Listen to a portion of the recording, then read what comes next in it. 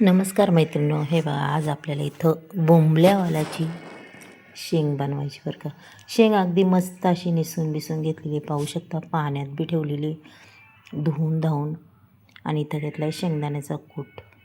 अगदी झटपट होणारी ही शेंगे अगदी म्हणतात ना 3 मिनटाच्या आतच होणार तयार. इथं बघा 5-6 मिरच्या घेतल्यात. आणि ही शेंग तिखट असली तर छान लागते. लसूण टाकलाय पहा. आणि एवढं आपल्याला वाटून घ्यायचं आहे. आता अगदीच झटपट होणारी ही शेंगे आणि अगदीच टाईम नाही लागत मैत्रिणींनो. हे बघा मस्त असा मिरचीचा खरडा वाटून घेतलेला आहे.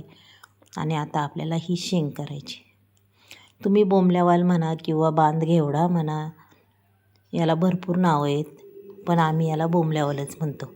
जिरी मोहरी टाकली, छान अगदी तडका आहे का. आता हा खरडा त्याच्यात आपल्याला टाकून द्यायचा आहे बरं का. आपल्याला बनवायची हिरव्या कलरची शेंग बनवायची. मसाला अजिबात टाकायचा नाही आहे मैत्रिणी, पाहू शकता तुम्ही.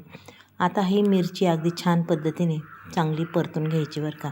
आणि मीठही टाकून द्यायचं. मीठ टाकलं की आपली मिरची अजिबात ठसकत नाही आहे आणि मिरची चवही चांगली वाढते पहा. त्याच्यानंतर टाकायची ही शेंग.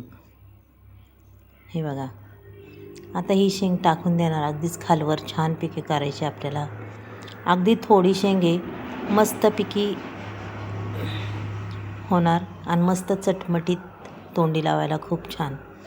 अगदी भाकरीबरोबर तर अगदी उत्तम लागते. इथं कूट तुम्ही तुमच्या अंदाजाने टाकू शकता मैत्रिणी. पहावर मी माझ्या अंदाजाने टाकला आहे. कोणाला किती आवडतो, कोणाला किती.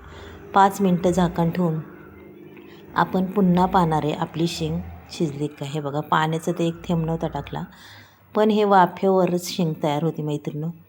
आणि वाफेवर शिजवलेलं प्रत्येक गोष्ट अगदी अप्रतिम. हे मिठाचं पाणी झालेलं आहे पाहू शकता तुम्ही. शेंग एकदा चेक करून आपण पुन्हा त्याच्यावर झाकण ठेवूया पहा. 1-2 मिनटं झाकण ठेवायचं. गॅसची फ्लेम कमी करायची आणि पुन्हा पाहिजे आपली शेंग कशी झाली.